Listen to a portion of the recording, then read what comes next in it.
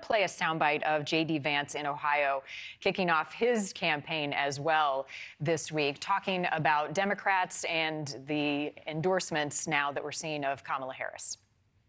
The idea of selecting the Democrat Party's nominee because George Soros and Barack Obama and a couple of elite Democrats got in a smoke-filled room and decided to throw Joe Biden overboard. That is not how it works. That is a threat to democracy, not the Republican Party, which is fighting for democracy every single day. George, what concerns you, and should Americans be asking about how Harris's candidacy has come to be? This is what's concerning. No one believes, Kamala Harris doesn't believe, that in 2020 she was picked to be Joe Biden's running mate because of her political accomplishments or her policy sophistication. Neither of those attributes has been on display. This is identity politics, and it's insulting, frankly. It's insulting to the American people, but it's also insulting to the enormous talent that exists in the Democratic Party that is just being passed over again.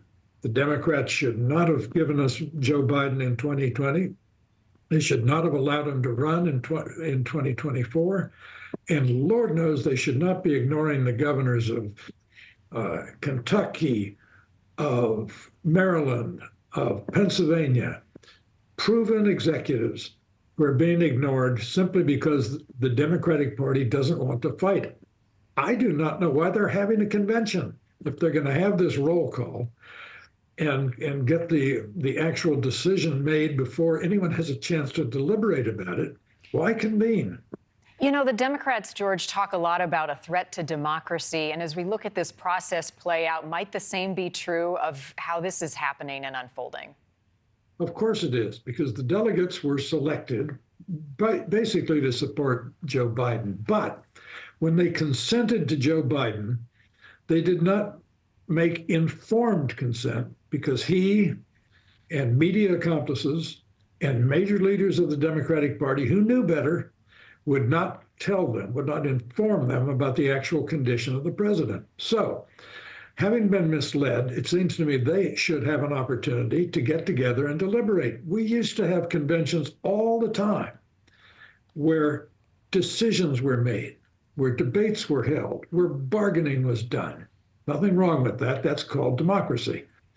It's a little bit messy, but democracy is inherently messy. Instead, we're getting this short-circuiting to prolong the career of a helium candidate in Kamala Harris, who simply has floated to the upper reaches of American politics based on no discernible achievements. We'll hear her talk a lot about her role and job as a prosecutor. We'll hear her talk about her stance on abortion. However, the economy and immigration are critically important issues to Americans. What challenges will she face on that front, George? Well, Joe Biden did not do her a favor when he said she is sort of in charge of immigration policy. Her response to this was to say, our border is secure. Well, no one believes that. The border in the last 3.5 years has never been more porous. So she's going to have to deal with that, and she's going to find that inflation and immigration rank far higher as voter turnout issues than abortion does.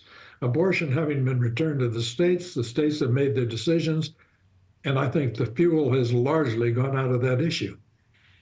Quickly, final question for you, George. A debate between Trump and Kamala Harris. What do you foresee happening, and how do both of the teams prepare for that?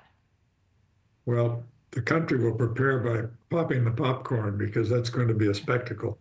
Mr. Trump is hard to manage, and Kamala Harris is not in the debate where we saw her, particularly in the Democratic candidates debate in late 2019, was when she accused Joe Biden essentially of being kind of racially insensitive because he opposed the most unpopular modern policy of all time, which is forced busing of school children to produce racial balance in the schools.